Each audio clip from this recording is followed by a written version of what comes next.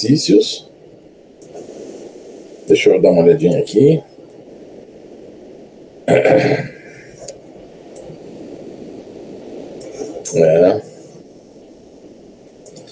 Tem um exercício, eu gostaria de ver se ele já está, o modelo Gantt já está resolvido. Então a gente vai poder fazer mais rápido ele, porque eu não queria perder muito tempo com isso. Porque os Gantt estão prontos.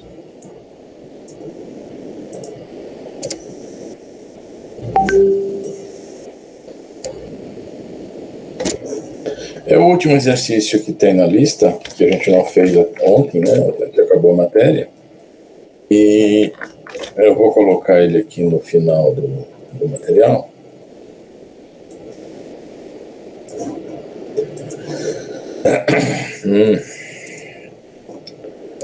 Também postei os slides rabiscados lá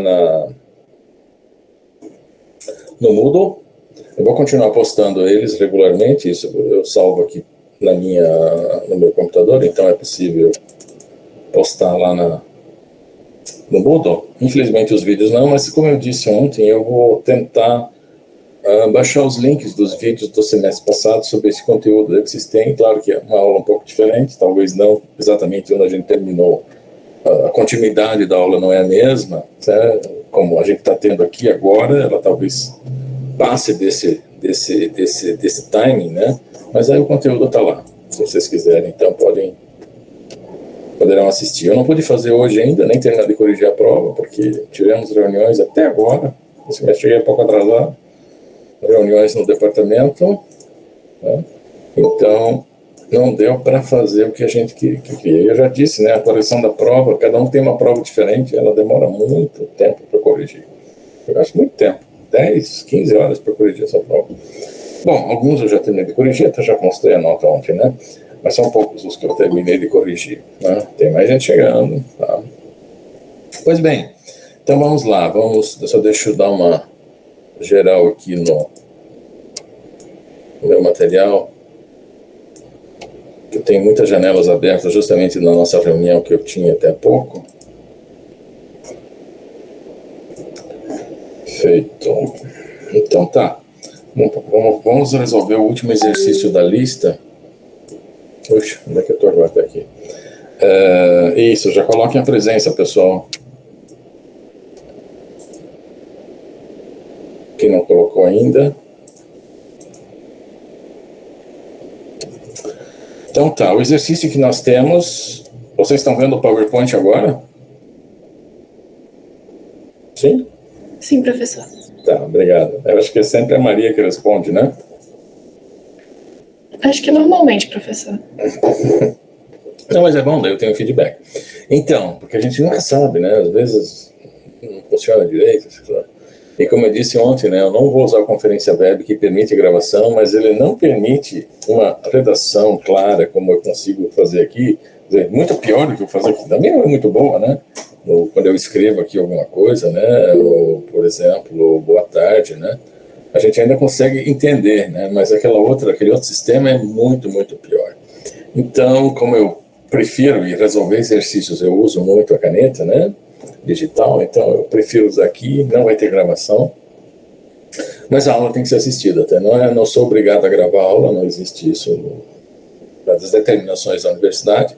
Na verdade, muitos professores nem gravam aula, né, por problemas de direitos autorais, de copyright e tudo mais. Eu não tinha esse problema, mas é melhor ficar assim, então, agora do jeito como está, porque o Google Meet ainda é muito prático, por assim dizer, dentro do que a disciplina como ela foi programada para ser ministrada, senão teria que adaptar muita coisa para os outros sistemas. Bom, o quarto exercício diz o seguinte: um bom plano mestre para 3 produtos sobre um horizonte de planejamento de 3 períodos deve ser determinado. Demandas, custo de estocagem por unidade e período, custo de setup estão indicados na tabela abaixo. Então, tem 3 produtos, né? Período 1, período 2, período 3. Vamos lá, vamos deixar entrar mais um aqui. Nós temos, então, o custo de setup, que é igual para todos eles, e o custo de estocagem, para o 3 é mais caro, né? E, coincidentemente, os números eles foram, de certa forma, assim, escolhidos, tá? Para gerar uma situação um pouco diferente. Então, aqui nós temos que o tempo de setup é mínimo, além de que a demanda é medida em horas máquina, tá? Horas máquina. Então, isso aqui é horas máquina que são necessárias para produzir esses produtos nesses períodos. Está correlacionado com a demanda física desses produtos. Então, aqui o dado está um pouco diferente do que os outros. Já também pode deixar em horas máquinas, né? Sabe-se que se tem 150 horas máquinas por período. Então, se nós somarmos aqui, né, o somatório da capacidade produtiva, aqui é 150, 150, 150. Olhando esse exercício, tão feio essa primeira parte, deixa eu dar uma melhorada aqui, né? Aqui então é a capacidade produtiva. Ficou muito melhor, mas dá para entender, né? Em cada período é 150. Se a gente olhar aqui, 30 mais 50 mais 40, o nosso somatório da necessidade, né, de capacidade é 80, 120 aqui. Vamos marcar em outra cor. Esse total é 120, é suficiente, né, capacidade disponível. Aqui dá 130, também é suficiente. Se nós somarmos 30 mais 50 mais... Opa, não é não. É 30 mais 50 mais 30 dá 160. Eu entendi errado aqui. Aqui é 110. Né? Aqui é 50 mais 60 mais 80. Vai dar 110, 190. Opa. Aqui, então, nós temos um problema, né?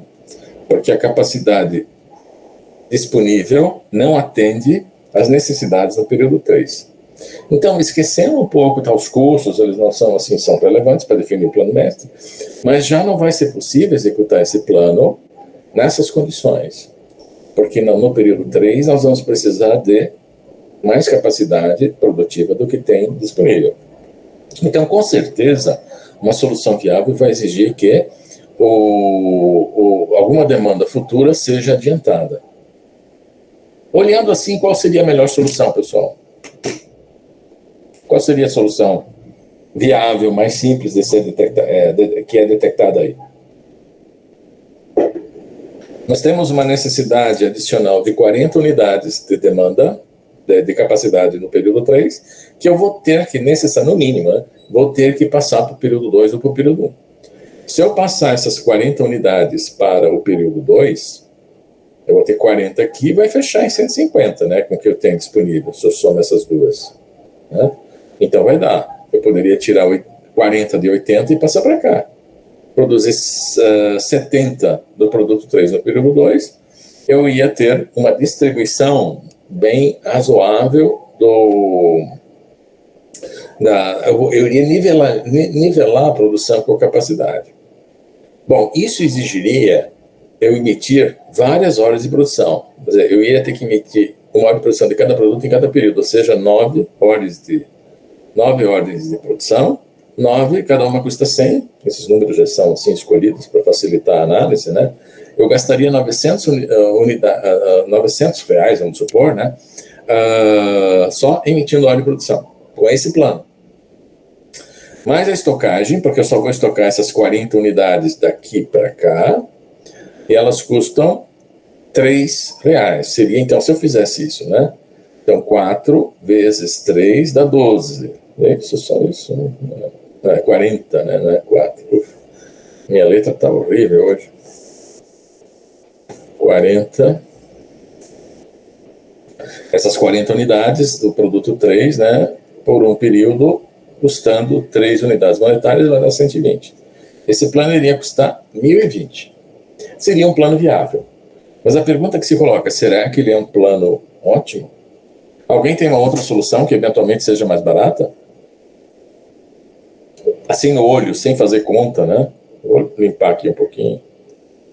O que vocês acham? O que daria para fazer? Vocês vão se surpreender com a solução final. Ela vai ser bem diferente dessa. Essa aqui a gente já tem uma solução viável e um custo para ela.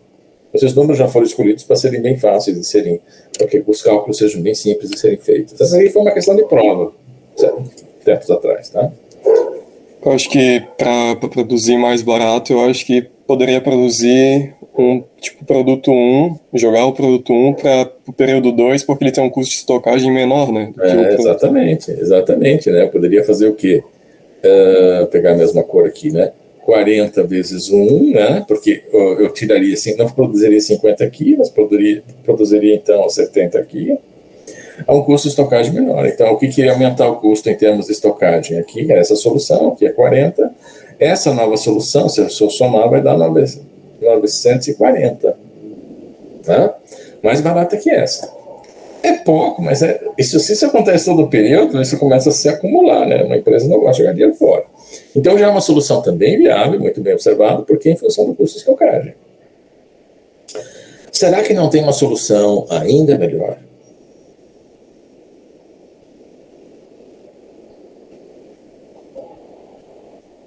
Daí, pessoal.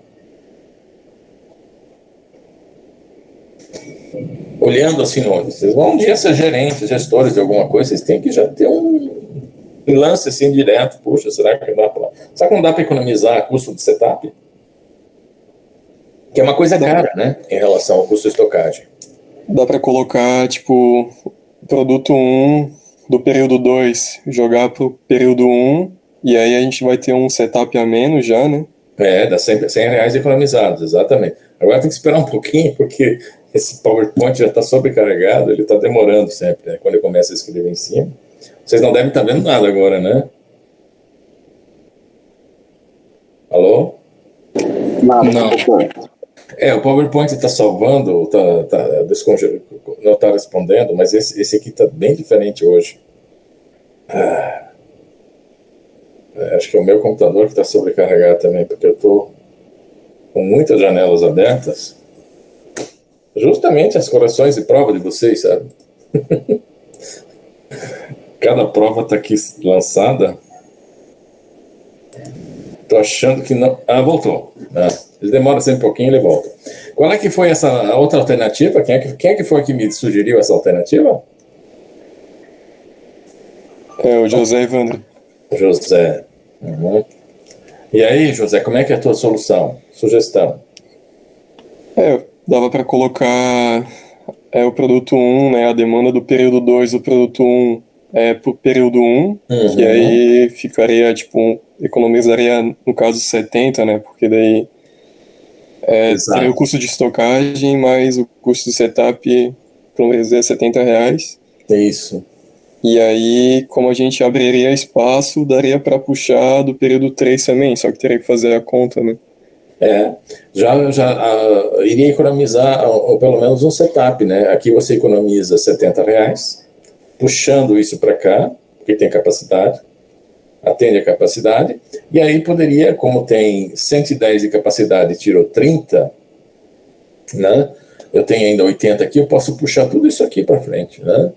Aí eu estoco essas 50 unidades, que tem o custo de estocagem menor, puxo para cá, pago as 50 unidades de estocagem, mas economizo o setup aqui no período 3 do produto 1, que é uma economia muito maior, né, porque o custo de estocagem é baixo e o custo de setup é alto. Então é uma solução um pouco, né, mais dinâmica, mas às vezes aqui o problema foi construído para a gente poder analisar essas possibilidades. Mas com certeza, o plano de vendas não comportaria no plano da capacidade produtiva. A gente tem que realmente adiantar, formar lote, para poder liberar essa capacidade produtiva aqui no final, necessária, que não pode ser atendida. Então isso é muito comum, né? A gente formar lote não só para economizar setup, mas também para liberar a capacidade produtiva lá na frente. Isso vai acontecer no trabalho de vocês, tá?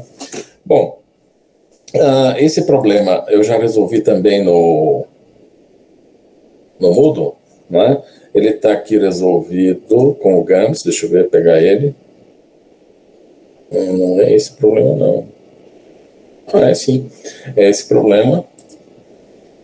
Só tem que aumentar. Na hora assim que a gente olha, parece que são todos iguais, né? Vocês estão vendo, então, o TXT que está lá no Moodle desse exercício, né? Eu vou deixar para vocês resolver isso, né?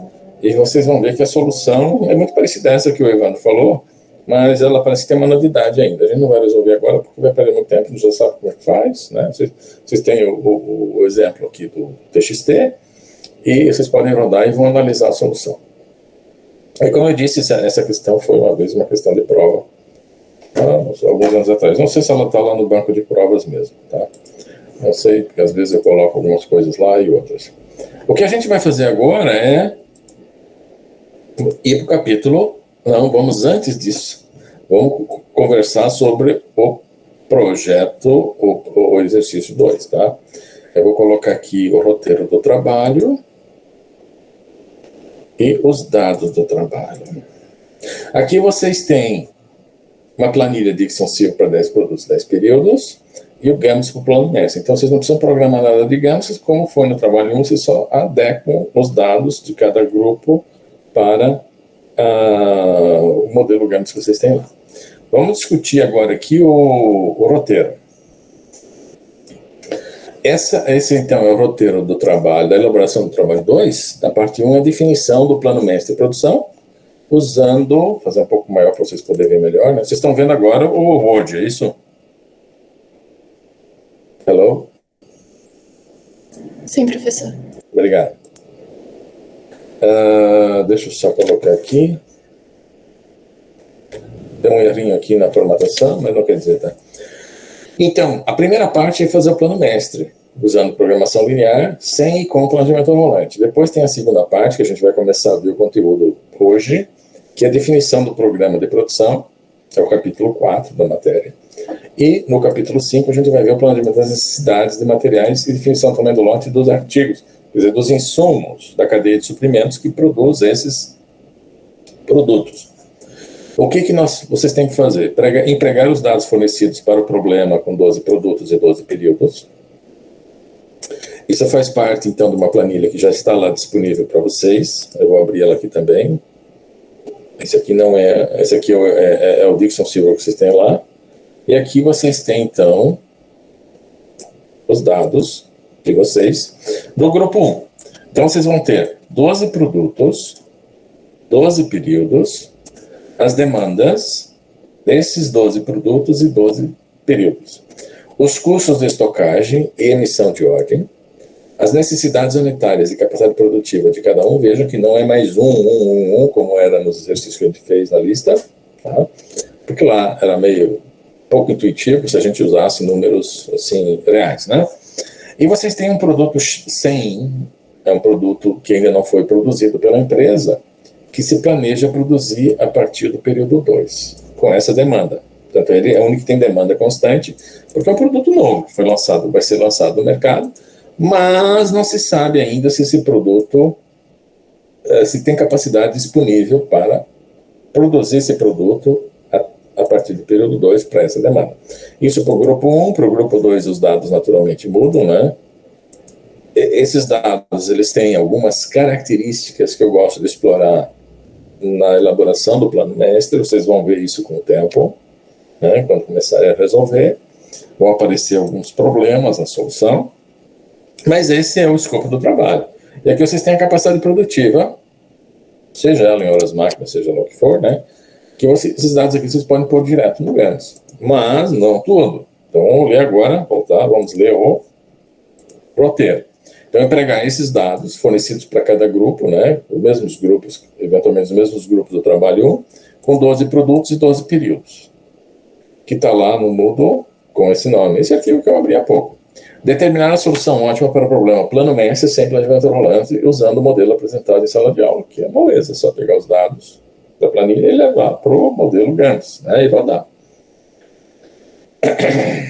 Então, usar o modelo GAMS disponível no Moodle. E daí usar o NELS. Vocês vão ter a solução do problema que eu chamo de plano mestre sem planejamento rolante. Segundo item, determinar o impacto que se teria nos custos totais caso o planejamento rolante fosse utilizado para o problema. Para essa análise, utilizar uma janela de horizonte de planejamento de 6 períodos. Então, a gente vai ter do 1 ao 6, depois do 2 ao 7, do 3 ao 8, e assim por diante. Dessa forma, deverão ser construídos 7 subproblemas, cada um com 12 produtos e 6 períodos, derivados do problema original de 12 períodos.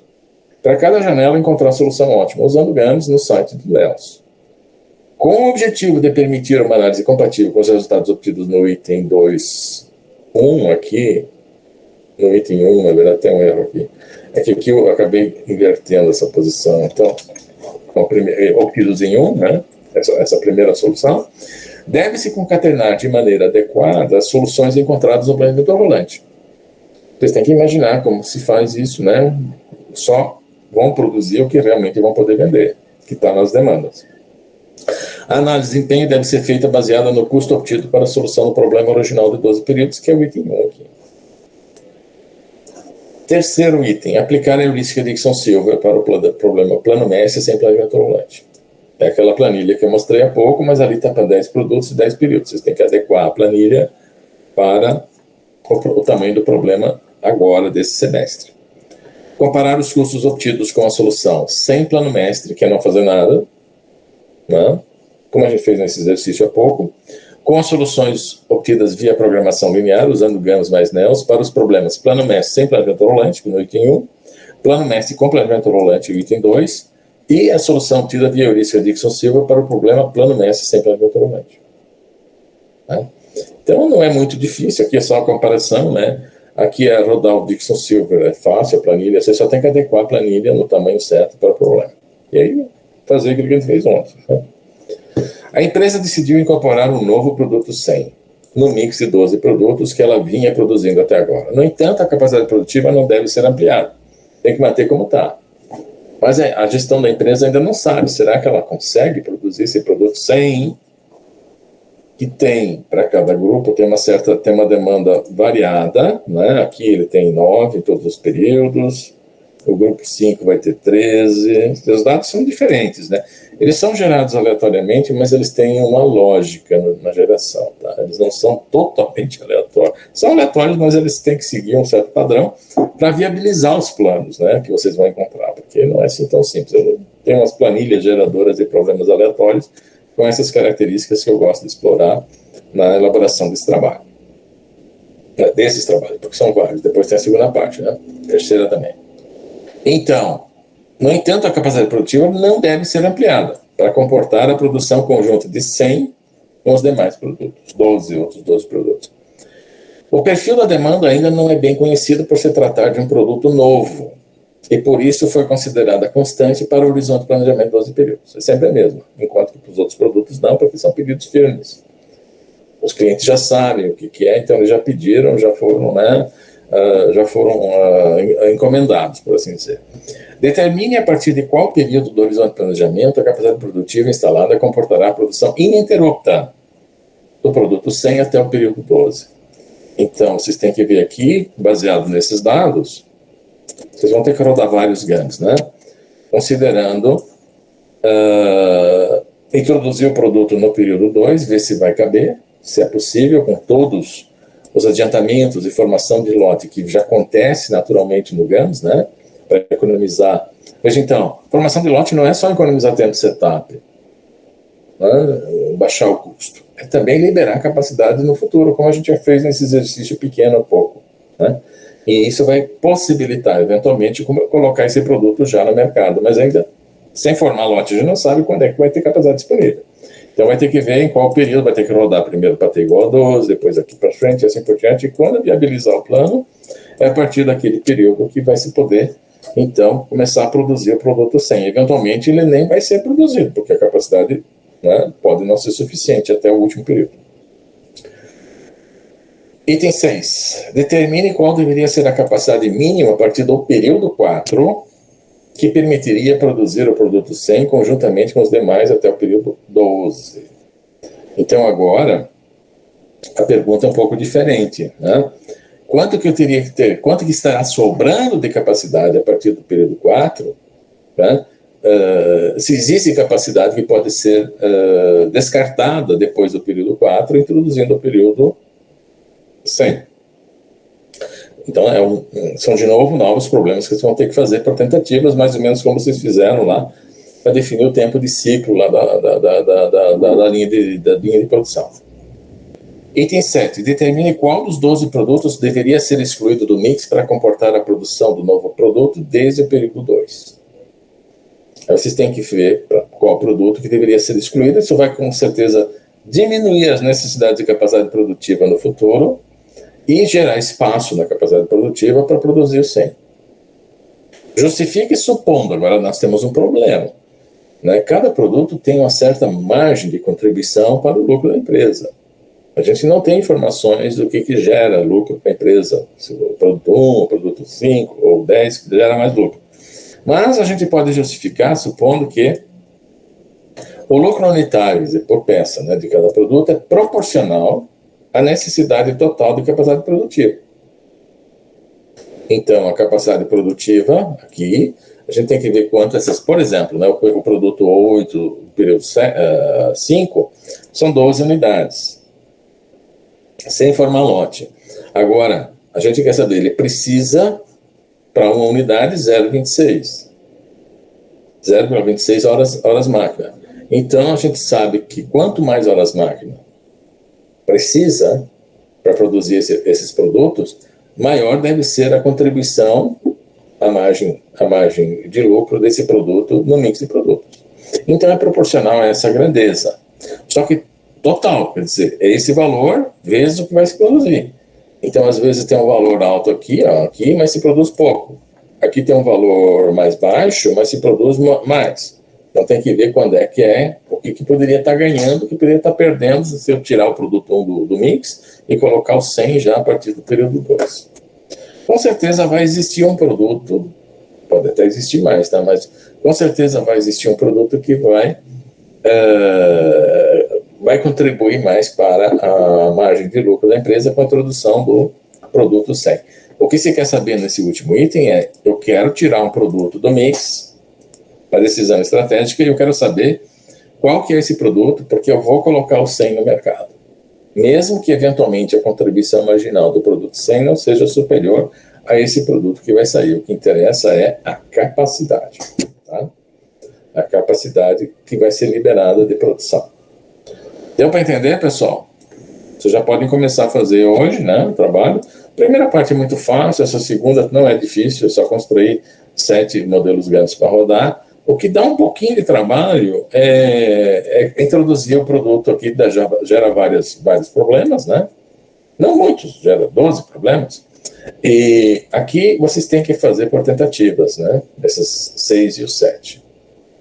Então vocês vão gerar vários problemas, sempre mexendo no GAMS, analisa a solução. Mexe no GAMS, analisa a solução. É bem interessante fazer, dado que vocês sabem mexer com GAMS, né? E vocês vão aí, com isso, ter uma experiência de como gerenciar a capacidade produtiva. Que é um problema, né? Uma empresa nunca sabe qual que é a capacidade produtiva real dela.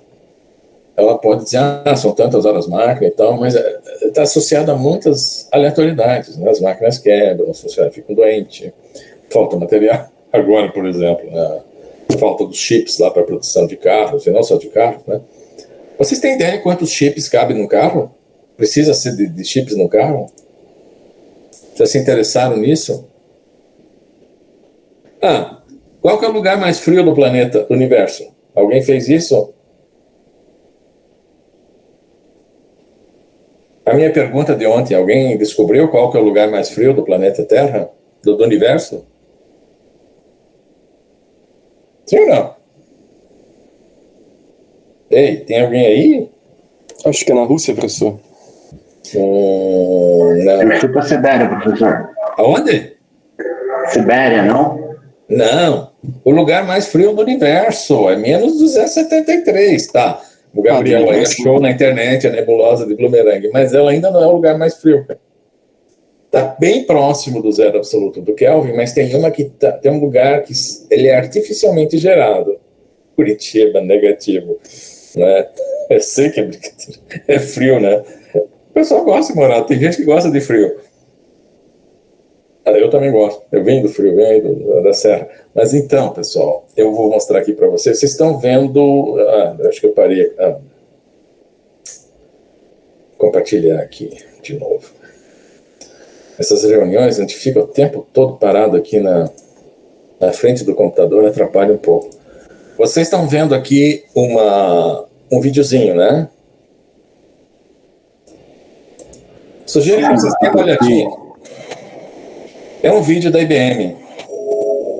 Esse é o futuro de vocês. É bom entrar logo nisso, tá? Quantum Summit 2021. É numa pecinha sem algumas moléculas. Someone said memories are like time travel to the past, and dreams are time travel into the future. Vocês vão com certeza mexer com esse equipamento na We vida have profissional. definitely traveled into the future. A lot of people said building a 100-plus qubit quantum computer was just a pipe dream. We wouldn't get there until decades from now. And here Esse é we o are. chip. É o lugar mais frio da Terra quando ele é colocado numa máquina. This Do is a universo. real thing in just 10 years. Such a fantastic example of this scientific method. Hypothesizing, Essa é a máquina. inventing, experimenting with all the ways to make qubits, how they could work and how they could look. And also how often we're gonna get stuck. There's so much history in these qubits.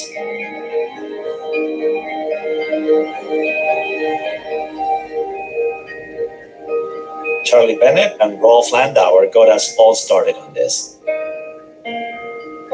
Asking things like, Eu vou parar agora. the limit to the energy efficiency. Eu vou parar agora a visualização, porque eu só queria discutir isso aqui um pouquinho com vocês, né? Porque nós estamos... pessoal,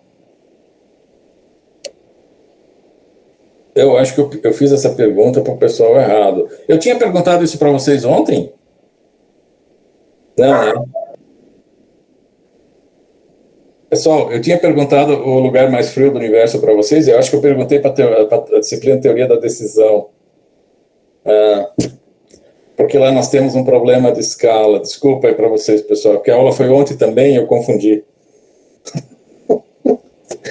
Eu misturei as duas disciplinas e eu deixei pronto aqui para mostrar para os alunos Teoria da Decisão. É só bem simples, porque nós temos em Teoria da Decisão o problema de medição de escala, e graus Kelvin é escala com zero absoluto, e daí nós ficamos discutindo que graus centígrados a gente não podia fazer conta com elas, né?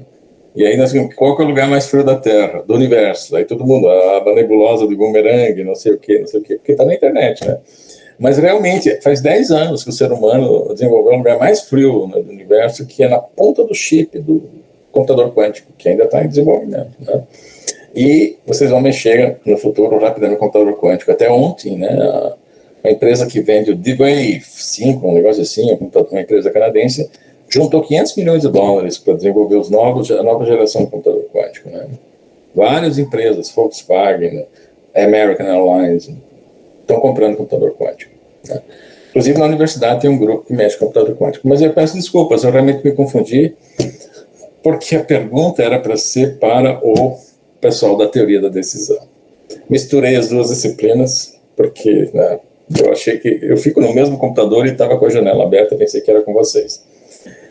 Então tá, esqueço agora a história, mas a ideia de computador quântico é muito interessante, motiva muito, eu participo dos seminários, nós temos pessoas da física fazendo computador quântico na universidade, né?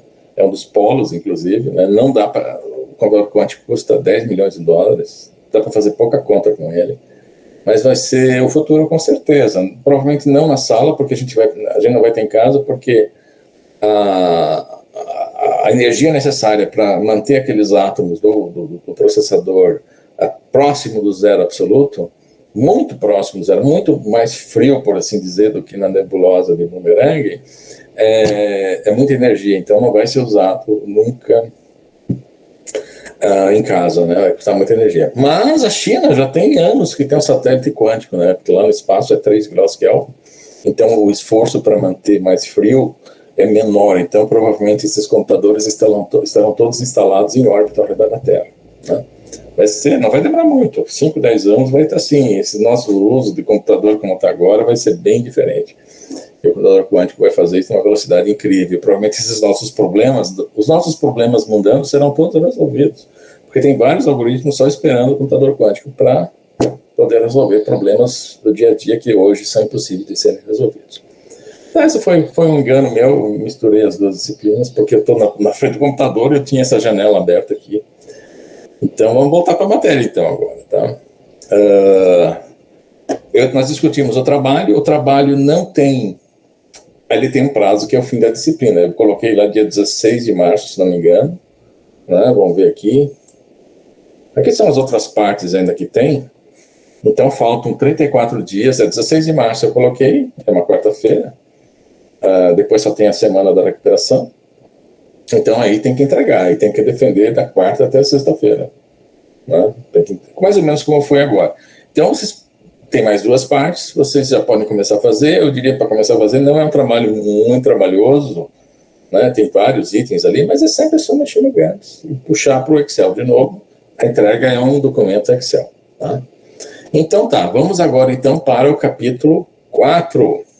Professor, antes do senhor iniciar, posso fazer uma pergunta? Claro, vamos lá, manda ver. E aí? Eu vi ali que no roteiro do trabalho tá bem claro ali.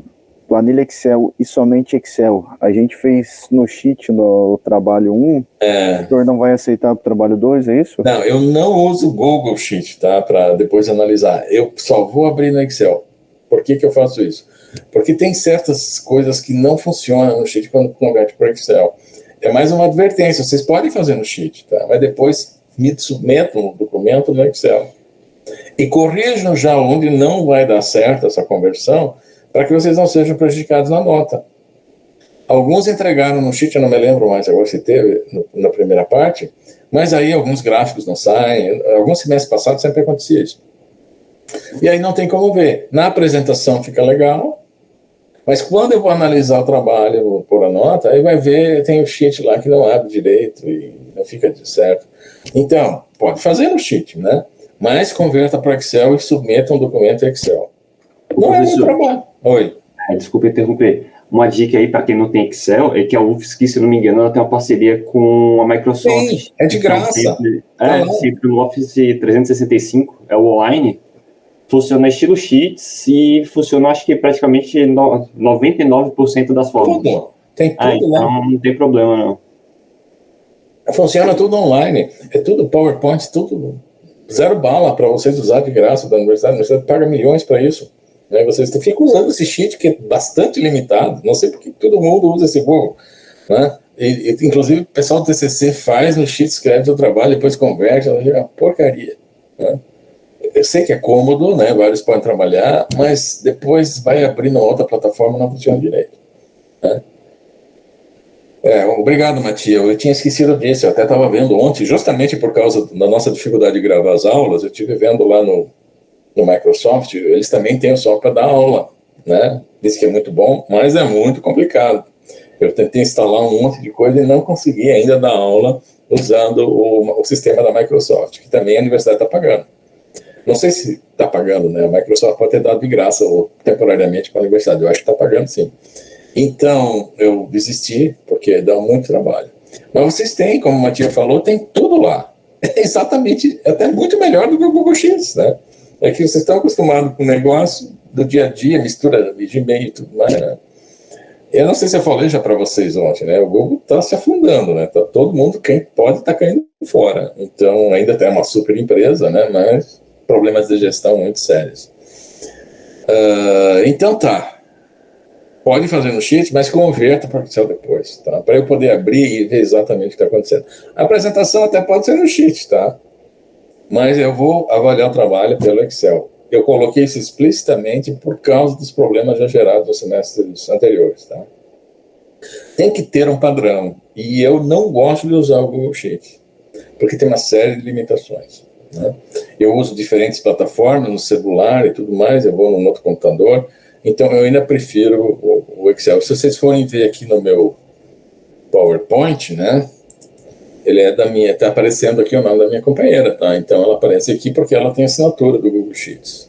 Inclusive, nas gravações aparece a foto dela ali, né? Então, do Microsoft Office, o 365, ele paga separado, não da universidade. Então, não tem mais o que ficar sempre usando o Google Sheets. Então, tá. Vamos voltar, vamos pegar a matéria agora, capítulo 4. Eu tenho que, não pode ficar divagando muito, porque temos uma meta a cumprir, que são mais 3 capítulos. Só que a coisa boa é que esses capítulos são curtos, com exceção do 4, que é um capítulo normal, mas os capítulos 4, 5 e 6 são bastante curtos. Bom, programação da produção. nós já vimos o que é fazer o plano mestre. Tá?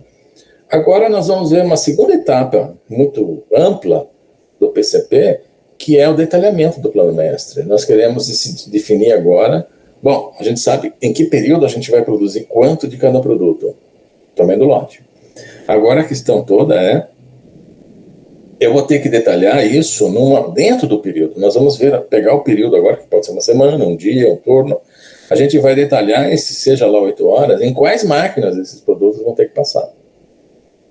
A programação. E o resultado de um plano de produção sempre é um Gantt. Aqui tem um Gantt, que é mais uma brincadeira, né? Um Project Hangover, né? No formato de um Gantt. Então, tudo o que pode acontecer depois de passar uma noite tomando muita bebida, né? O que pode acontecer é uma brincadeirinha que eu achei na internet, ou uma criancinha, né? Depois, uma menina, depois dos 10 anos, primeiro ela só começa a brincar com a Barbie com 1 ano, ela se vincula à mãe durante 10 anos, né? Depois os Beatles depois dos 5 anos, a estrada na Vila Sésamo, acho que nem tem mais no Brasil, né? Do 4 a 5 anos, mostra ao longo do tempo o que vai ser feito, com que atividade está preocupado. Né? Então, esse é o resultado do plano mestre detalhado que a gente chama de programação da produção. Eu vou chamar de programação da produção aqui. Né? Então, partindo do plano mestre, a gente define a programação da produção. É quase que uma continuação do capítulo 3, porque isso faz parte daquilo que nós definimos lá no início, eu reforcei em algumas aulas, naquele quadrado, né, de volume, e aqui o sortimento, eu insisto em sempre usar, né, um sortimento elevado, aqui baixo, aqui um volume baixo, um volume elevado. Professor? Oi. O senhor está apresentando alguma tela? Fala isso, professor. A gente não está vendo. Desculpa. Essas trocas aqui de novo deu problema. Vamos lá. É bom interromper para que eu possa. Puxa, eu falei tanta coisa aqui agora. Deixa eu ver. Tá. É que eu estava também no Moodle liberando o capítulo 4 para vocês. Ele estava oculto, tá? Vocês estão vendo agora o PowerPoint de novo, né? Então, professor. Que bom.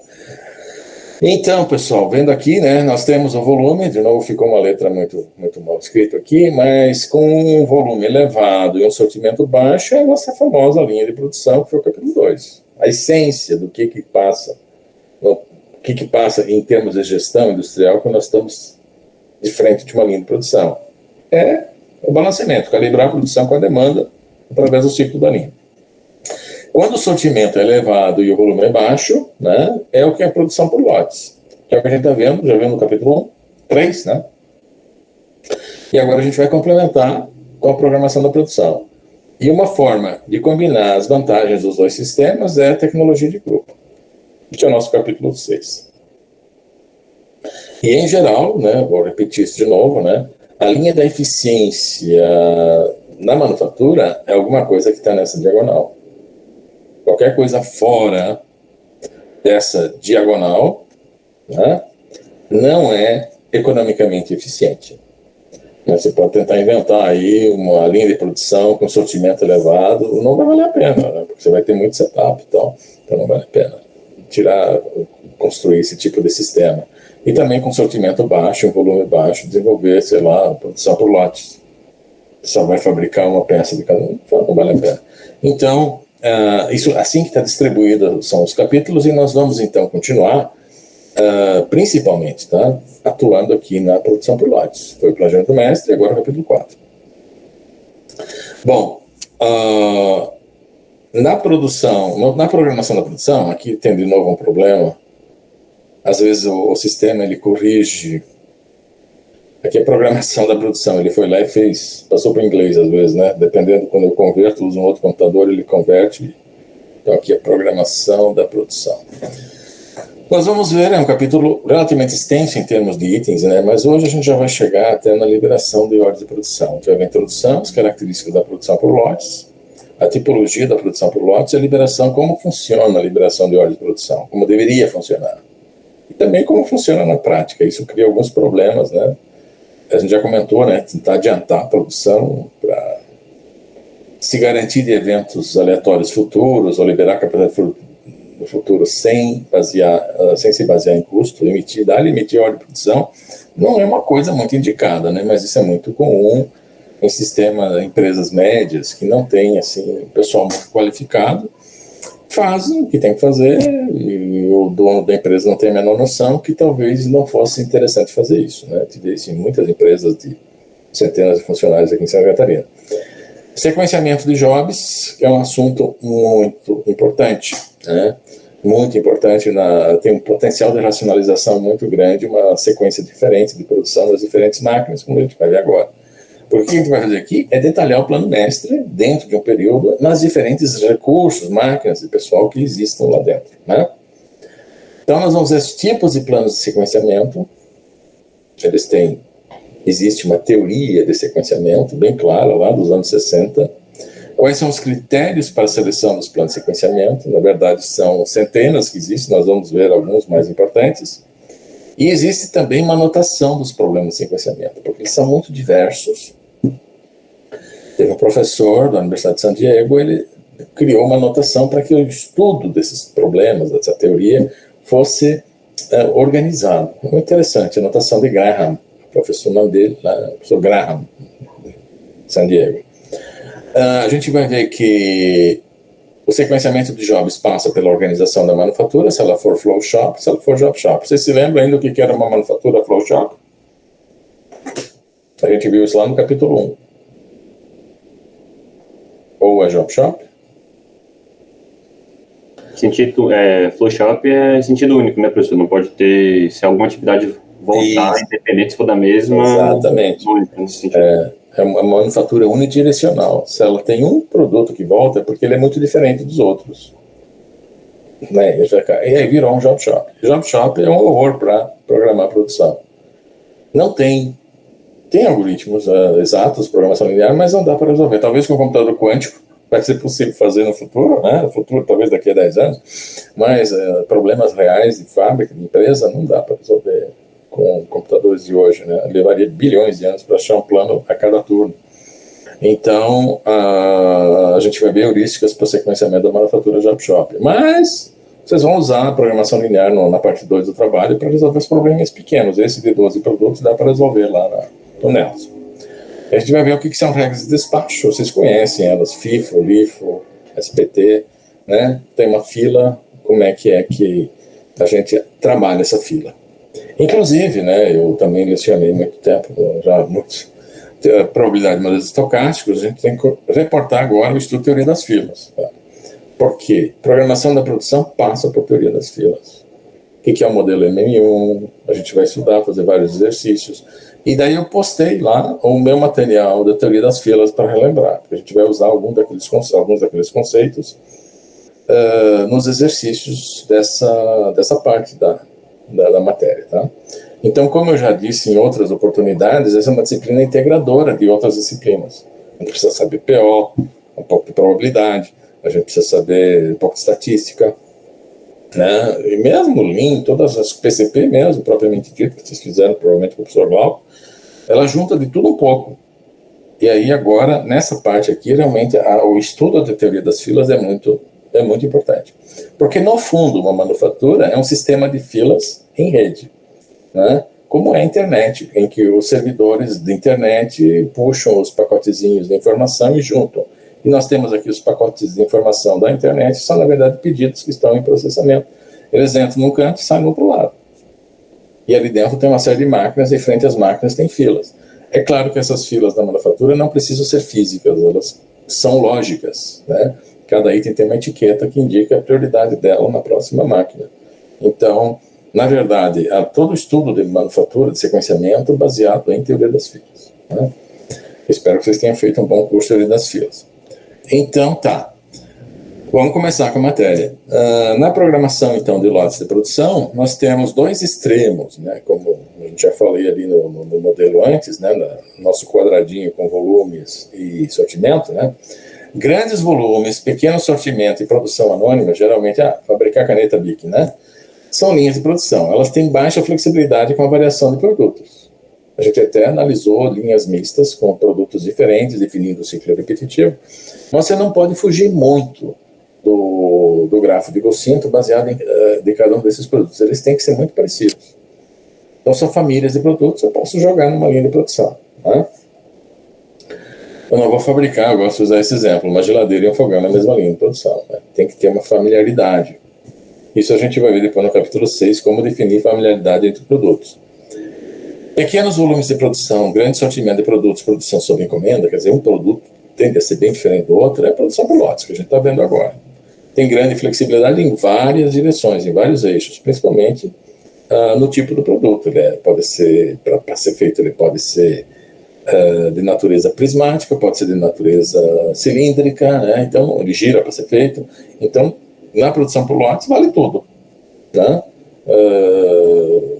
Qualquer tipo de produto pode ser feito. E isso cria grandes problemas na produção, na programação da produção. Essas coisas são muito diversas, elas usam as mesmas máquinas, então nós vamos ter o quê? O tempo de setup. E o setup é palavrão no PCP, é tempo perdido, né? Não agrega valor. E a gente quer minimizar ele. Né? Mas a gente já resolveu o problema de setup, a gente já definiu o tamanho do lote no capítulo 3. Agora, essas quantidades que formaram um lote, elas vão ser fabricadas conjuntamente naquele período e vão formar sempre uma depois da outra, vão estar de bracinho dado uma com a outra, uma peça com a outra, né?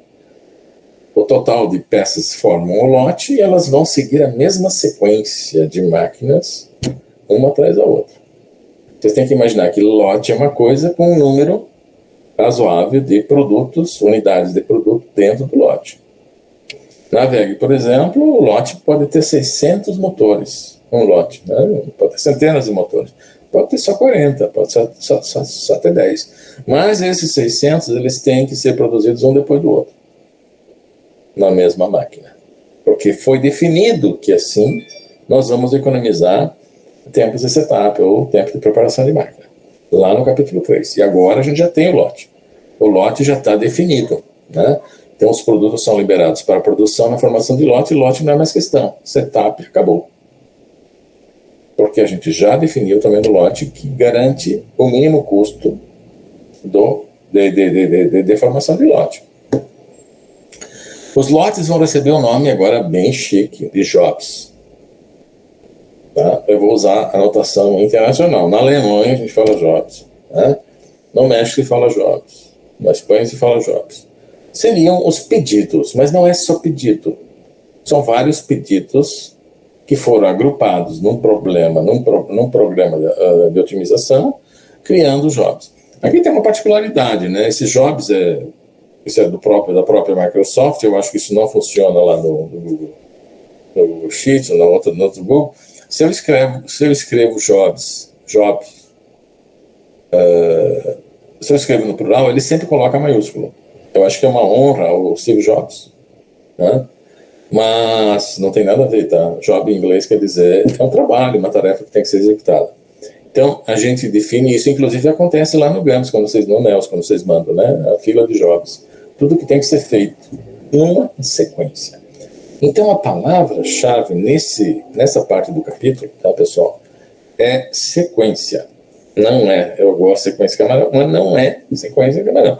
Sequência de jobs que tem que passar pelas diferentes máquinas. E quando isso acontece, quando foi definido qual a sequência de operações das máquinas, tudo executado, nós temos o programa de produção. E a visualização de um programa de produção é um diagrama de Gantt, sempre. E na horizontal nós temos o tempo e na vertical os recursos que nós estamos usando e para os quais os jobs agora, né, vão ser processados. Então nós mudamos agora um pouquinho a terminologia, adequar ela ao problema que a gente vai analisar. Então, para cada job, eu conheço a sequência de operações de máquinas, porque se eu sou o gestor de produção, né, o gerente de produção, eu sei quais máquinas tem que passar, a sequência técnica, tecnológica tem que passar, né, para ser executada uma peça. Vamos principalmente falando do setor metal mecânico, mas pode ser madeira, pode ser qualquer coisa aqui, tá? Pode ser processos burocráticos, tudo tem a mesma coisa. Nós vamos usar aqui o que é mais manufatura mesmo, né? Os tempos de processamento das operações são igualmente conhecidos a priori. Se conhece e sabe quanto tempo gasta para fabricar, para fazer uma operação numa máquina para um determinado produto. Diferentes produtos podem ou não ter a mesma sequência. Se eles tiverem a mesma sequência, todos, aí é um problema no flow shop. Se um deles não tiver a mesma sequência dos demais, é um job shop. Por que a gente faz essa separação? Porque a gente tem bons algoritmos para flow shop, para alguns casos, inclusive solução ótima feita à mão, e nós não temos bons algoritmos para manufatura job shop, que não é tão comum assim quanto parece, tá? Uma vez foi feito um estudo, entre 80% e 90% dos problemas das manufaturas são do tipo flow shop. Que é bom, porque são problemas mais fáceis de serem resolvidos, os problemas de programação da produção são mais fáceis de serem resolvidos. Mas talvez a maioria das manufaturas sejam de natureza flow shop, porque quando é instalada a fábrica, quando é definido o layout e tudo mais, é porque a gente já sabe que a manufatura flow shop produz melhores resultados, maior eficiência, maior produtividade, e é mais fácil de programar a produção. Mas em alguns casos, quando a capacidade de produção não é muito grande, não tem tantas máquinas de cada tipo, não tem jeito, aí é job shop e aí a coisa fica feia para programar a produção. É difícil, é mais difícil conseguir uma boa solução. No trabalho, esse trabalho que vocês vão fazer, vocês têm 12 produtos, vocês vão ter, cada produto vai passar por 7, 8 máquinas e tempos aleatórios, vocês vão resolver o mesmo problema de natureza flow shop e o mesmo problema de natureza job shop, com heurísticas, como a gente fez na primeira parte, e também com o modelo exato de programação linear. Para esses problemas pequenos, os problemas de otimização para job shop funcionam. E como eu disse, ainda não existe para 60 jobs, né? Por exemplo. Para um turno na DEG são 60 jobs que se processam lá numa fábrica. E aí, nós já comentamos, né? Nós temos... já comentei isso lá no começo, né? Se todos eles têm a mesma sequência, eu vou ter 60 fatorial planos no turno. Se for flow shop. Tem grande chance de ser. Mas se não for, eu tenho que saber em quantas máquinas esses 60 jobs têm que passar. Se eles têm que passar por 4 máquinas, é 60 fatorial na primeira máquina, vezes 60 fatorial na segunda, vezes 60 fatorial na quarta, vezes 60 fatorial na quarta. Então é 60 fatorial elevado à quarta potência. Isso aqui já é estupidamente grande. Né? O número de planos que tem, por exemplo, na VEG em cada turno. E ela passa por mais de 4 máquinas. Então, na verdade, se for flow shop, que não é o caso deles lá, mas se for, o número de soluções possíveis, de planos que devam ser analisados, é muito, mas muito maior.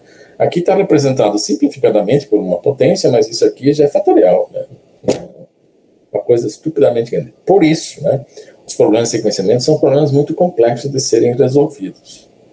A complexidade numérica nem se diz que é exponencial, ela é astronômica. Né? Então, se procura, de certa forma, quase uma obsessão para encontrar bons algoritmos para isso, e está se fazendo isso ainda. Bom, eu mostrei aquele videozinho ali para vocês, erroneamente, né, para a turma errada do computador quântico, né, mas se espera ansiosamente, porque vai poder resolver todos esses problemas num piscar de olhos, porque o computador é milhões de vezes mais rápido que os outros computadores.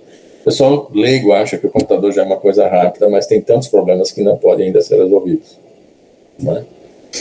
Bom, continuando aqui, então, pode não ter a mesma sequência. Aqui seria a mesma sequência, que seria se não tivesse a mesma sequência com 4 máquinas.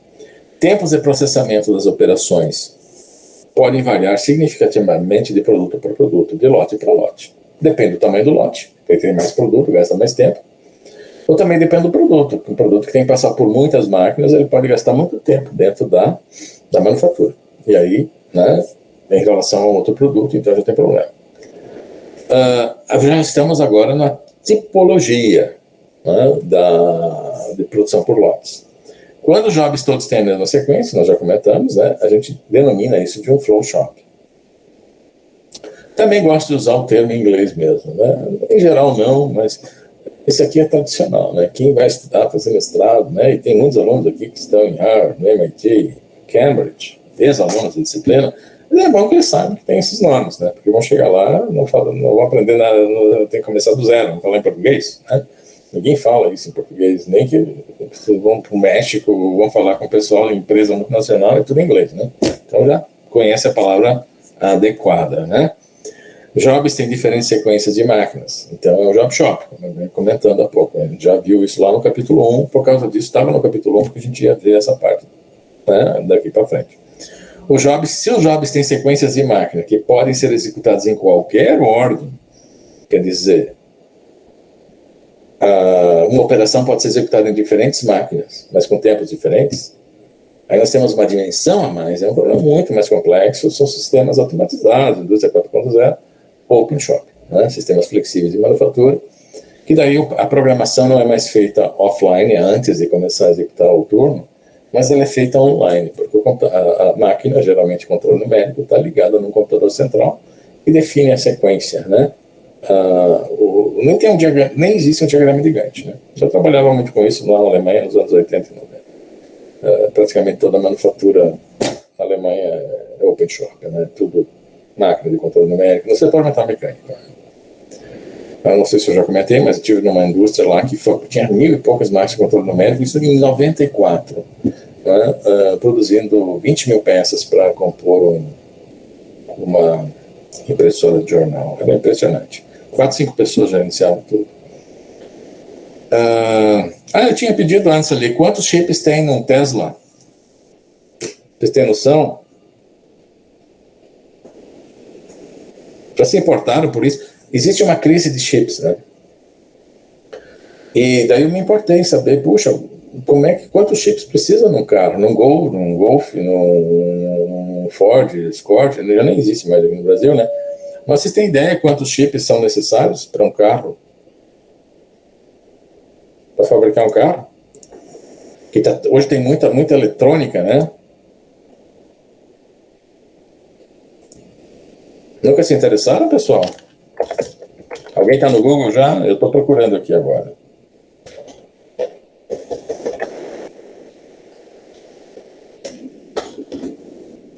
Procurando em português primeiro.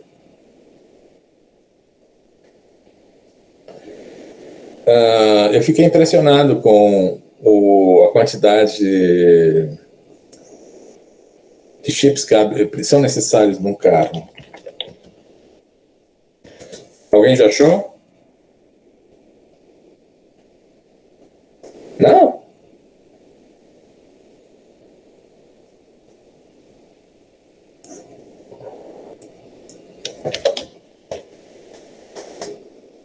Estou procurando aqui para pegar um número adequado. São muitos milhares, tá?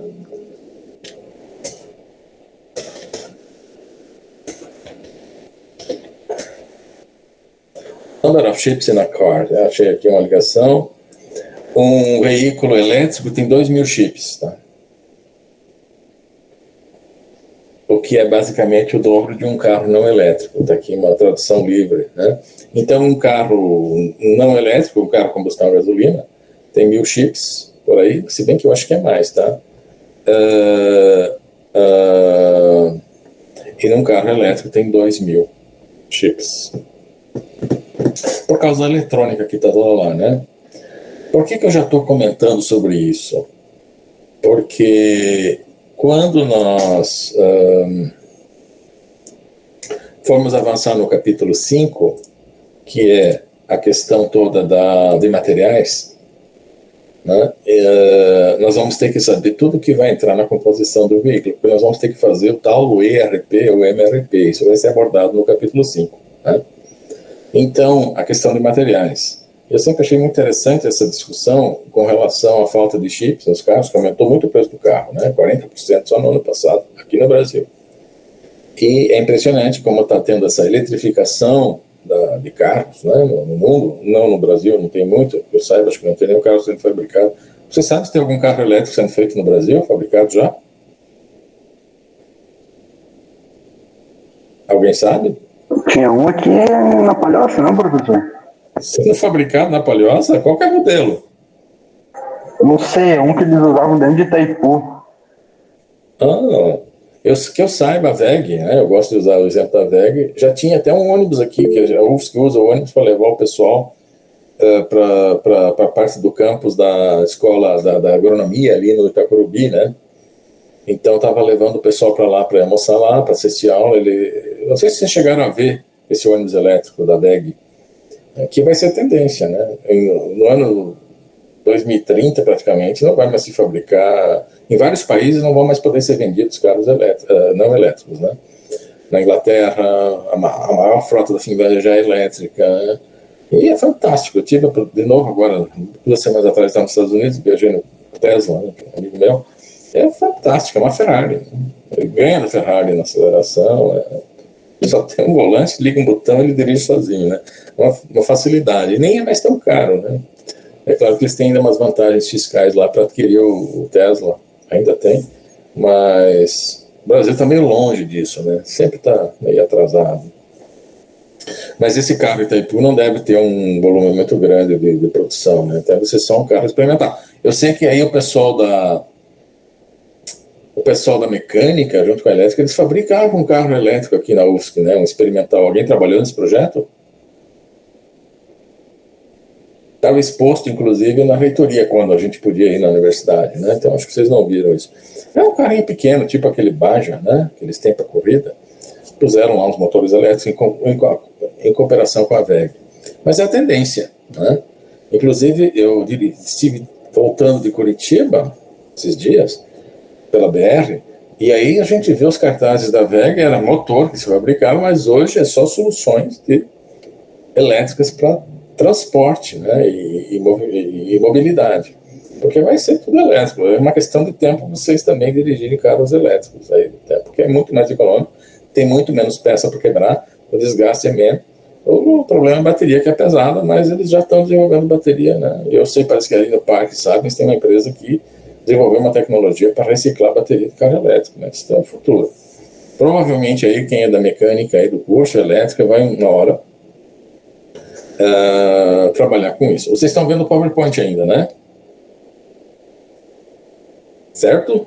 Isso, professor. Eu estive vendo ali quantos chips tinha, eu até estranhei que eram só 1.000 para um carro não elétrico, porque eu tinha visto no jornal que era bem maior esse número hoje em dia. Mas gira na ordem de 1.000, 2.000, 3.000 chips, né? Por carro, por unidade. Bom, quanto mais nessa direção, quer dizer, mais flexibilidade a gente tem, que é uma coisa boa, todo mundo quer, aumenta a complexidade de gestão. Nós temos um problema mais complicado, nós temos que usar soluções mais complexas, e talvez essa seja uma razão porque que a maioria dos sistemas de produção, hoje em dia, né, são do tipo flow shop, porque são mais fáceis de serem gerenciados. 80% se você olhar é um flow shop. Isso não é visível quando vocês vão visitar uma fábrica. Se você chegar a visitar uma fábrica, perguntar para o gerente, é um flow shop, não vai saber nem o que é isso, tá? 99,9% não sabe o que é isso. Mas se vocês forem analisar o fluxo de materiais dentro do processo, fizer uma análise mais detalhada, vocês vão se espantar. Tende a ser um flow shop, que é uma coisa boa, como eu já disse, porque daí é mais fácil de gerenciar, tem uma complexidade menor. Mas não tem grande flexibilidade, né? Item 4.4, a liberação de ordens de produção. Aqui esse item é muito importante, né? Porque liberar ordens para produção, a gente já sabe do plano mestre o que tem que ser feito no período, mas a gente não sabe a ordem com que esses pedidos, esses lotes, devam ser introduzidos na produção. Por quê? Porque pode ser que 2, 3 lotes de produtos diferentes precisem, a primeira operação vai ser feita na mesma máquina. Então a gente tem que formar uma fila.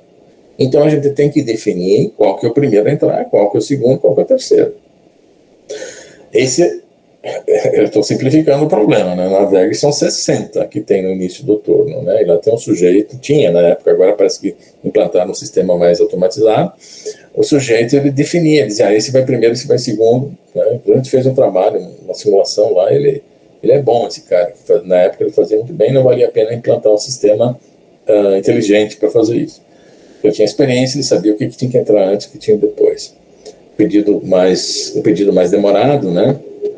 Primeiro se coloca um pedido mais curto, que gasta menos tempo para ir ocupando as máquinas né, até o sistema todo adquirir uma velocidade de operação, de produção constante, velocidade de cruzeiro, vamos dizer assim, e deixar os jobs mais longos, mais demorados para o fim, para primeiro sobrecarregar as máquinas e depois, então tem toda uma lógica isso aí.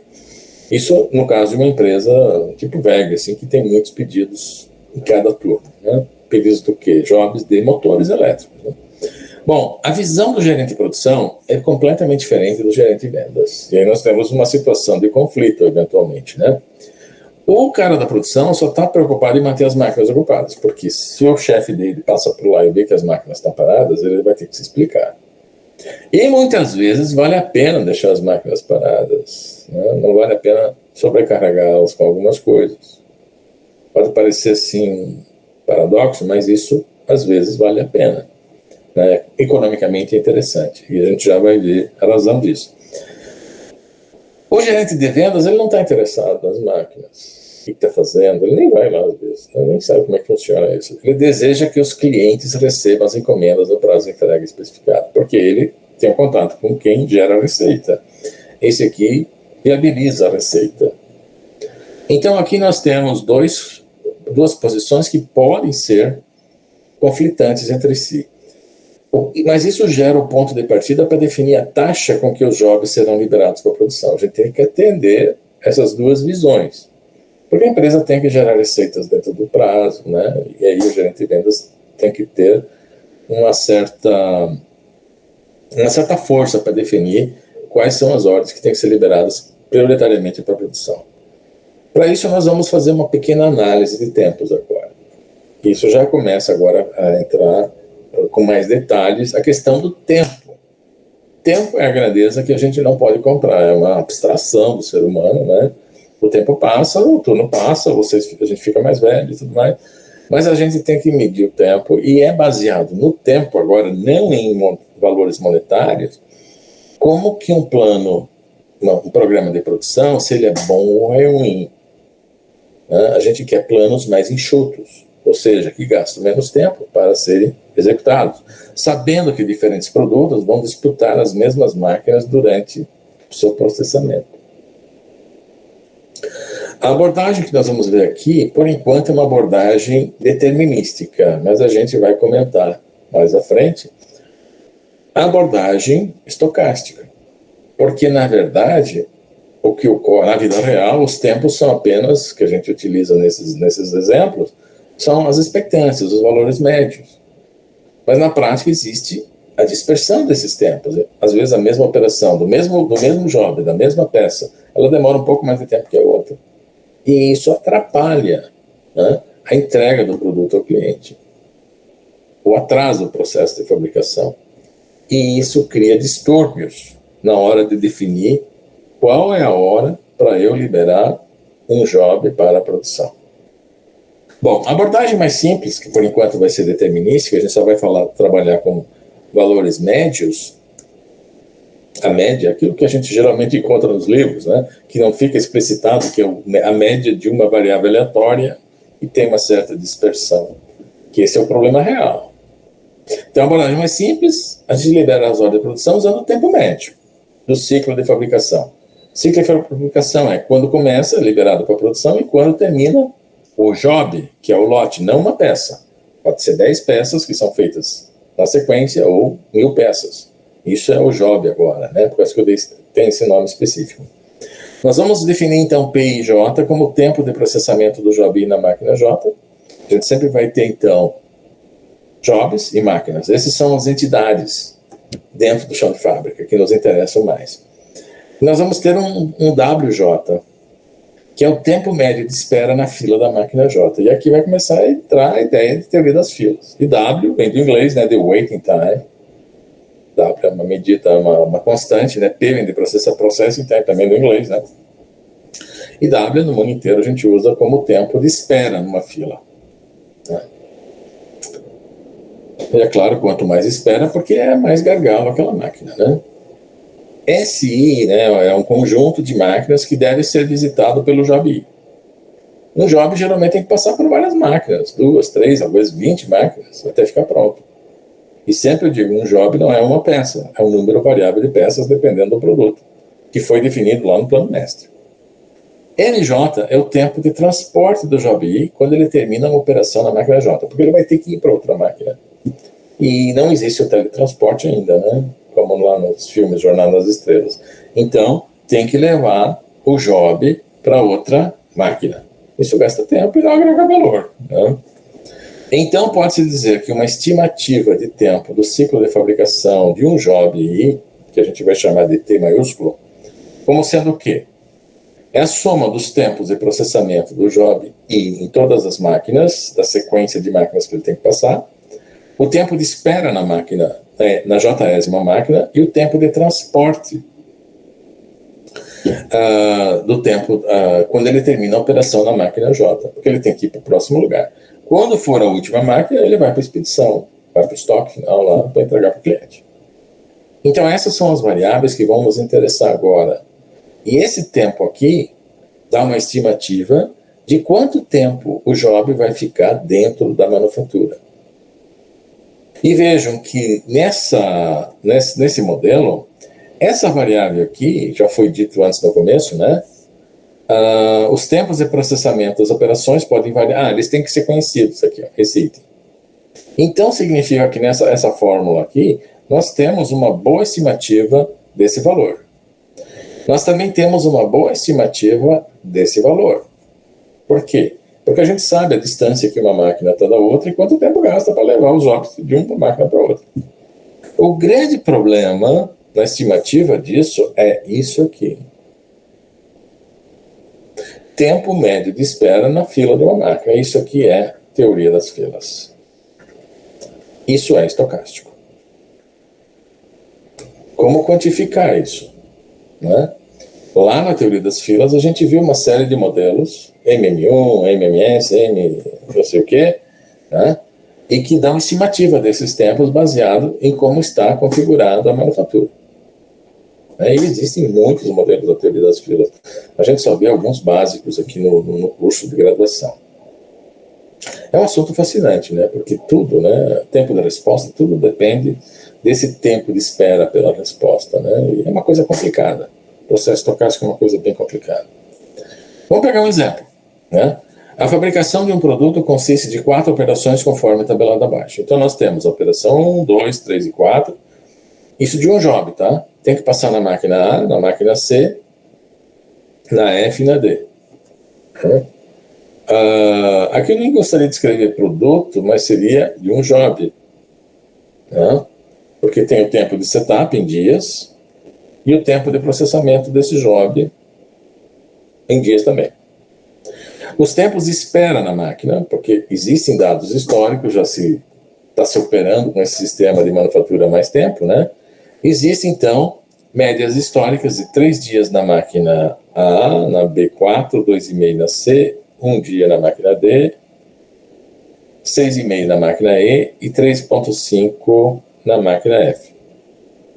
Após, então, somente nós temos na máquina A.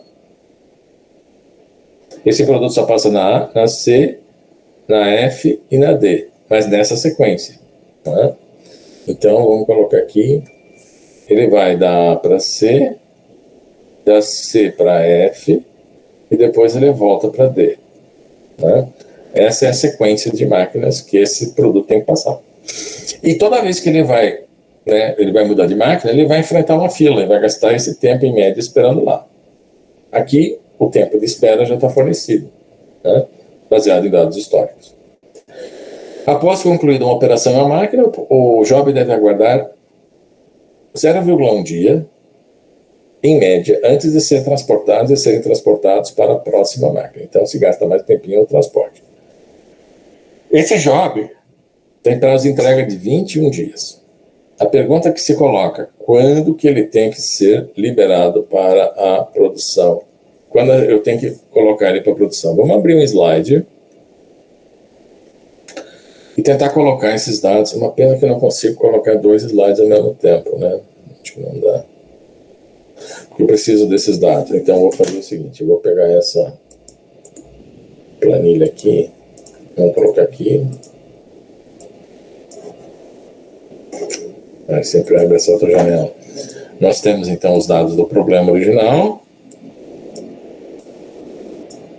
A gente sabe que tem o transporte. O que mais tem de dado? É o tempo ali, depois a gente vai pegar. Então, o que acontece? Se eu somar os dados, os tempos todos aqui, nós vamos ter que na máquina A, ele vai gastar 1,5, todas as unidades de produto desse job, mais o tempo de setup, né? Então dá 1,7. Esse aqui é o somatório. Ficou meio estranho isso aqui. Assim. É o somatório, tem que ser mais pontudo, né? Aqui vai dar 0,7. Aqui vai dar 4,4. O tempo que ele vai gastar em processamento e tempo de setup. Aqui ele vai gastar 1,5. Se nós somarmos tudo, vai dar 9, mais 7, 16, mais 7, 23, 3, 2, 6, 8. Só isso. Então, 8,3 dias em processamento. Mas diz o enunciado que ele gasta 3 unidades de tempo de espera. Eu vou colocar aqui, tá? 3, né? 3 na máquina A. Todo job, né? Na máquina C gasta 2,5. Na máquina F gasta a última 3,5. E na máquina D ele gasta 1. Tempo de espera. Então dá 5,5, 6, 9, 10. Se eu somo tudo isso aqui, eu vou ter 18,3 dias. Né? Então, se o tempo agora... Isso aqui eu vou colocar no tempo, essas grandezas, né? Eu tenho aqui a data 0, que eu iria liberar o produto para a produção. Eu posso esperar, em média, que o produto vai sair com 18,3 dias. Mas, nós temos aqui... eu esqueci de contabilizar o tempo do transporte, né? É 0,1 dia, então depois da máquina A para o C ele gasta 0,1, do C para o F 0,1, do F para o D vai gastar mais 0,4 aqui, eu esqueci de contabilizar, que é o transporte. Então vai dar 18, você vai começar a atrapalhar a minha figurinha aqui. Vamos pôr do lado aqui, mais 0,4 dias do transporte, então vai dar 18,7 dias. O transporte também conta, né? Então aqui vai ser 18,7. Se ele liberar na data 0. Mas diz o enunciado que ele tem um prazo de 21 dias. Ou seja, o prazo de entrega desse job está um pouco mais à direita. Prazo de entrega 21 dias. Agora eu gostaria de saber de vocês quando é que vocês iriam liberar esse pedido para a produção. Alguém tem um palpite bom aí para liberar? Eu vou apagar isso aqui para não apagar. Escrever tanta coisa, tá claro que é dias, né? Isso aqui ficou meio ruim aqui também, eu vou desenhar melhor. Ficou meio apertado isso aí. Então esse aqui é o prazo de entrega. E esse tempo aqui está em dias. Se ele entregar agora, se ele começar a liberar para a produção agora, baseado em dados históricos, ele vai terminar, em média, na data 18,7. Ele tem o prazo de entrega 21. O que vocês acham? É uma boa terminar agora? Entregar agora para a produção?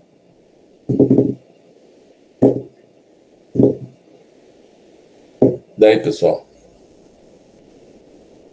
Palpites? Aqui, inclusive, tem um... eu não tinha visto aqui, né? 18,6, eu acho que eu fiz errado a conta. 18,7. Pode ser que eu tenha somado aqui errado. 1,7, 0,7, 4,4, 1,5. E aqui eu somei 7, 3, 6, 9, tá tudo certo. É estranho. Aqui eu tô nesse gráfico com 18,6.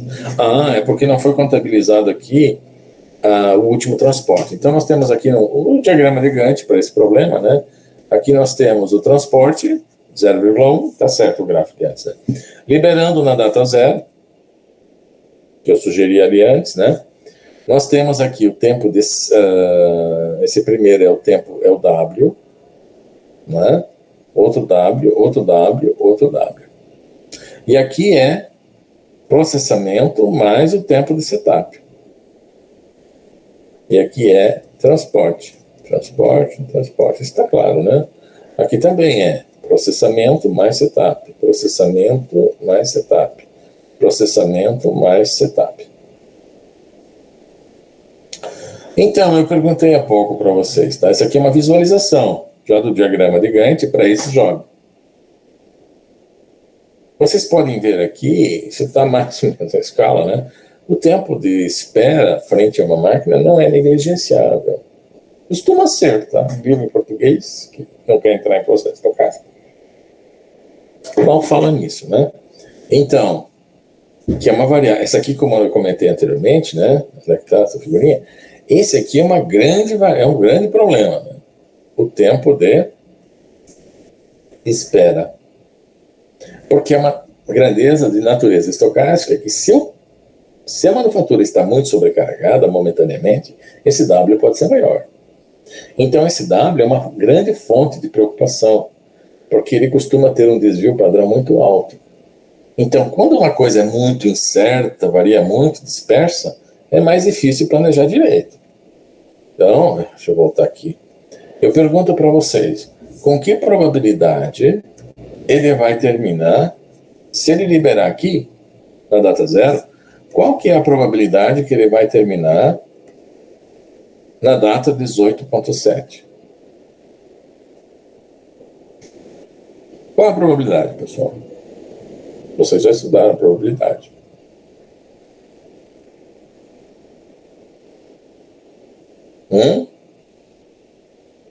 Uma estimativa da probabilidade, palpites. 100%? 50%? Existe um palpite muito bom para isso. E isso é uma questão da gestão industrial. Nós estamos vendo aqui, analisar um problema sob um outro ponto de vista. Vocês têm a formação para isso já. Não? Essa probabilidade é 50%. Não é porque é lançamento de uma moeda, não. Alguém pode me dizer por que é 50%? É uma probabilidade baixa, né? Relativamente baixa. Mas vocês viram lá nos exemplos, nas provas da linha de produção, como é difícil, né, conseguir uma probabilidade alta de acertar o ciclo lá de fabricação. E esse sempre é a fonte de incertezas no planejamento. Pouca gente entende, depois só Lean para acertar, o Kanban para acertar as coisas. Porque justamente não tem esse feeling de probabilidade. Por que é 50% aqui, pessoal? Eu acho que a gente já comentou isso lá no capítulo 1.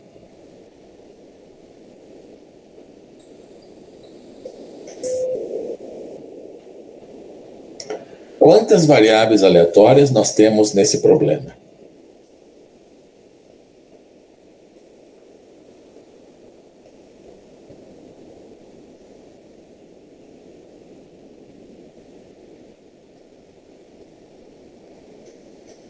Quantas variáveis aleatórias a gente tem, pessoal? Vamos ver aqui no enunciado. Vocês estão aí ainda assistindo a aula? Olha aqui, médias históricas. Então, isso aqui são expectâncias, valores médios de variáveis aleatórias. Em média, o tempo de transporte também é uma média, portanto, é uma variável aleatória.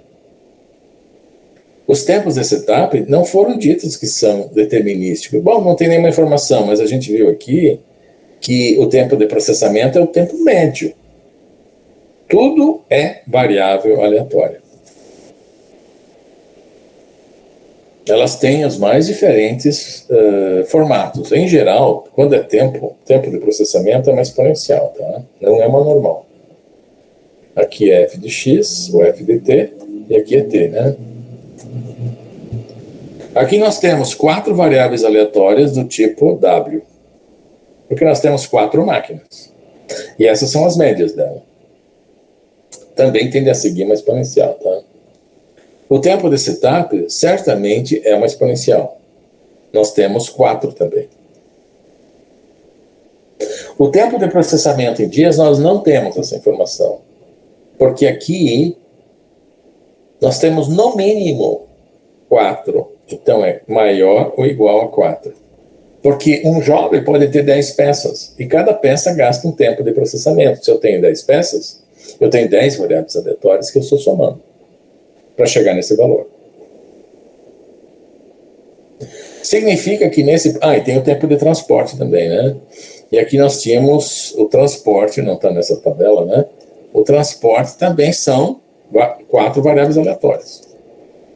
Então, no mínimo, nós temos 16 variáveis aleatórias, mas provavelmente muito mais, porque nós não temos aqui o tamanho do lote. Se forem 10, o tamanho do lote for 10, aqui nós vamos ter 40 variáveis aleatórias. Mas as demais vai dar 52 variáveis aleatórias. Um número desse tamanho de variáveis aleatórias que eu somo para chegar nessa soma, ou seja, cada variável aleatória tem uma distribuição desse tipo aqui. E se eu somo esses tempos individuais, o resultado, a distribuição de probabilidade dessa soma, que é dada aqui por essa fórmula, é uma distribuição normal. Isso é o teorema do limite central que garante. Se eu somo num número muito grande de variáveis aleatórias, o resultado da soma de tantas variáveis aleatórias vai ser uma distribuição normal, cuja média é a soma das médias das variáveis aleatórias individuais. Uma coisa fantástica. Eu nem preciso conhecer o resto, mas eu já sei que é uma normal. Significa que a distribuição desses tempos é uma distribuição normal desse tipo, e por causa disso eu posso garantir que a metade vai estar aqui. Eu vou terminar abaixo dos 8,7.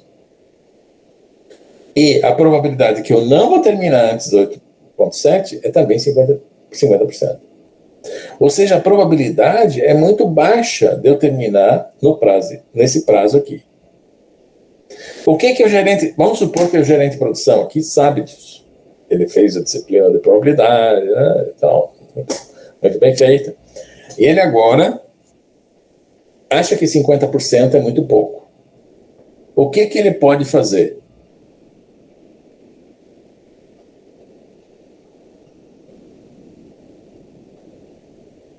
E aí, pessoal? Se ele quisesse aumentar essa probabilidade de que ele vai terminar... vamos fazer o seguinte. Ele tem o prazo de entrega na data 21. Vamos mudar a pergunta. Vou pegar um verde aqui. Aqui é a data do prazo de entrega. Vejam que essa distribuição, eu vou desenhar ela de novo, tá? Ela vai ter um rabinho para cá. A probabilidade de terminar na data 21 é maior que 50%. Porque ela está à direita do valor médio da soma dos tempos. É maior que 50%, com certeza, de terminar nessa data.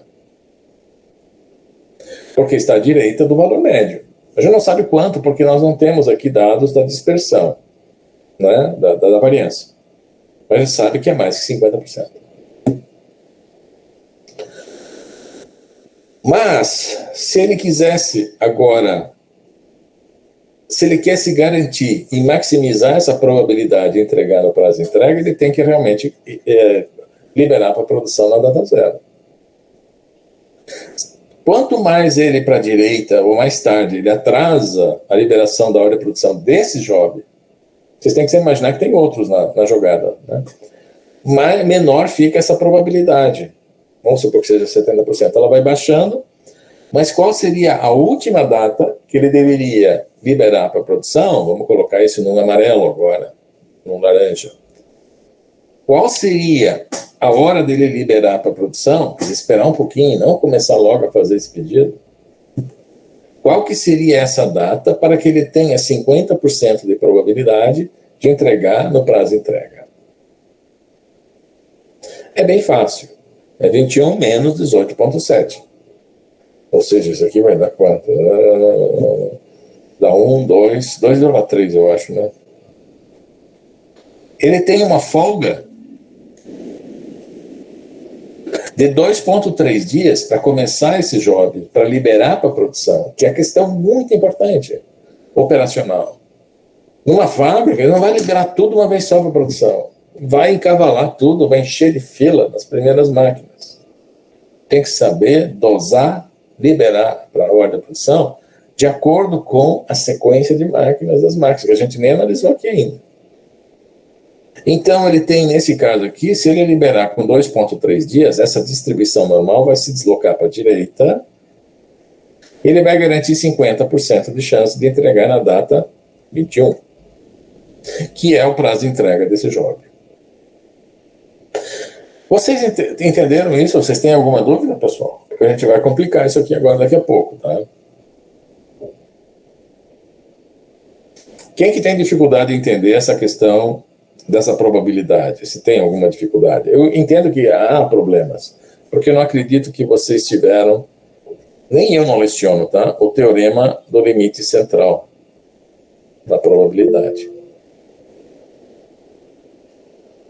Eu comento, mas a gente não leciona ele. Não está previsto nas emendas, né?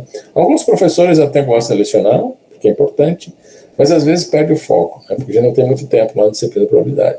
Mas a questão é muito simples. Sempre que a gente tem um processo em que vários tempos são medidos e a gente soma esses tempos, quando temos muitas variáveis aleatórias, a gente vai ter o resultado da soma, que seria aqui o tempo, o ciclo médio de fabricação, o ciclo de fabricação de um produto na manufatura, o resultado é uma normal. E é bom que seja, porque daí a gente já tem ideia do formato da distribuição. E para um determinado valor, da média dele, dessa soma, a gente sabe que tem 50% de chance para cima e 50% para baixo. Sem fazer conta, porque a normal sempre é simétrica. Parece uma mágica da natureza, né? Então, se ele liberar na data 0, ele vai entregar nessa data com 50%. E uma probabilidade maior de entregar na data 21. Se ele acha que vai encavalar muito o sistema já na data 7, vai congestionar o sistema, ele ainda teria uma folga até na data 2,3 dias para liberar para a produção e garantir 50% de chance para entregar o produto na data certa. Nós estamos agora procurando conectar, né, valores estocásticos, né, probabilísticos para os tempos. Por que isso é importante? Porque nós temos que, na prática... difícil mexer com essa caneta. Na prática, o que ocorre é exatamente isso. Esse aqui é o Job 1, é o fluxo do Job 1. Mas, paralelamente, tem o Job 2, o Job 3, vocês vão ter 12 Jobs. Tem 12 produtos, vão ter 12 Jobs em cada período no trabalho. A ideia é, libera tudo na data 0. Aí vocês vão ver a formação de filas de Jobs nas primeiras máquinas. E ficar na fila, já está liberado para as máquinas, vai fazer com que congestione, eventualmente, desnecessariamente o sistema. Então, é muito interessante saber dosar quais jobs devem ser liberados primeiro. Se o gestor libera tudo no começo, não vai ter fila só nas primeiras máquinas, mas depois vai ter mais jobs disputando para as máquinas subsequentes, fazendo com que esses tempos médios cresçam e não se tornem mais médias históricas. E isso é o que acontece, né, na prática, que é um grande problema, porque geralmente o gestor de produção, o pessoal do Lean lá, não conhece o problema muito a fundo. Tem esse palpite deles lá, né, que funciona muitas vezes, mas nem sempre. Essa abordagem, ela vale só para condições estáveis. Mas o que acontece? Existe uma série de eventos aleatórios que prejudicam o fluxo da produção. A prática mostra que filas que se formam variam com o tempo de fabricação. Quanto maior o tempo de fabricação, maior as filas. Mais tempo nas filas. Máquinas podem quebrar. Reparos têm que ser realizados, inviabilizando o programa de produção traçado. Sempre acontece alguma coisa. Uma aleatoriedade, né? A abordagem considera valores históricos médios. O gerente, sendo prudente, ele libera um job numa data mais cedo, para impedir que o job tenha 50% de chance que ele seja concluído depois do prazo, né? Ou seja, ele quer se garantir, porque coisas podem acontecer lá no futuro. Essa medida de segurança que ele costuma implementar, né, simplesmente adiciona mais estoque intermediário no sistema, ocasionando um incremento no tempo médio dos jobs no sistema. Aonde? Nas filas. Porque o processamento é o mesmo. Só os tempos das filas é que virão aumentar se ele liberar muita coisa já no início, para se garantir.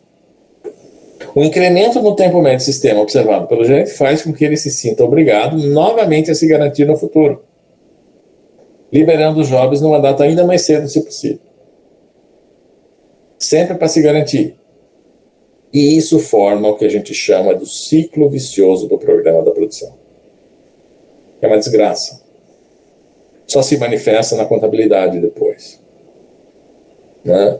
E a gente vai discutir isso na aula que vem, tá? Porque é uma questão muito importante e justamente justifica fazer uma análise detalhada de como liberar jobs para a produção.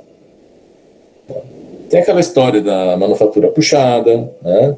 Pode fazer com Kanban e tal, de acordo com a taxa de ocupação, vai liberando, vai puxando, já é uma tentativa de fugir do círculo vicioso do programa, de novo, né, a variável programação, porque ele converteu todas as palavras programação em inglês, program, e ficou essa coisa aí, eu vou ter que corrigir.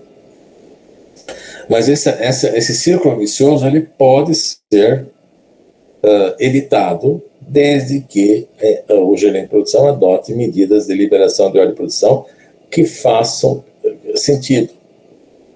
No momento que ele define a liberação das óleos da produção, ele está definindo o problema do sequenciamento. E esse problema faz parte de todo o escopo do capítulo 4. Resolvendo o problema do sequenciamento, nós definimos também o gráfico de Gantt de tudo que tem que ser feito naquele turno. E é isso, o gráfico de Gantt é a visualização do plano de produção. Orienta todo mundo que está lá na manufatura e sabe quando que tem que começar o job 5 naquela máquina, quando tem que começar o outro, né? E o que a gente vai perseguir? Vamos só dar um pulo aqui rapidamente, tá? O resultado vai ser aqui. Aqui nós temos 4 jobs, um amarelo, um rosa, um azul, um verde. Eu sei que vocês talvez não estejam vendo na mesma cor aí, né? Mas aqui vocês têm um diagrama de Gantt, né? Esses 4 jobs, nessa sequência aqui, que tem primeiro verde, depois azul, demora 28 dias, 28 horas, seja lá o que for. Mas esse aqui é um plano de produção, mas muito ruim, porque tem muitos vazios. Uma outra sequência dele pode gerar isso. A gente está produzindo a mesma coisa em menos tempo, aproveitando características do sequenciamento e não liberando um de cada vez para a produção. Tá? Com isso, eu aproveito melhor a ocupação das máquinas. É claro que alguns vazios, como dá para ver aqui nesse diagrama de Gantt, né, sempre vão existir por causa da sequência de máquinas, do aspecto tecnológico da produção. Então, essa é a nossa meta. Né? Nós temos um problema, definir a sequência, a liberação das horas para a produção, e a gente quer chegar num plano extremamente enxuto que permita fazer a mesma coisa em menos tempo. É a ideia de fazer mais com menos. O que é fazer mais? Produto com menos tempo. Significa menos ocupação de máquinas, eventualmente liberando de novo capacidade produtiva para mais pedidos naquele mesmo turno, se for o caso. Então, esse é o principal objetivo da disciplina, desse capítulo 4, pessoal.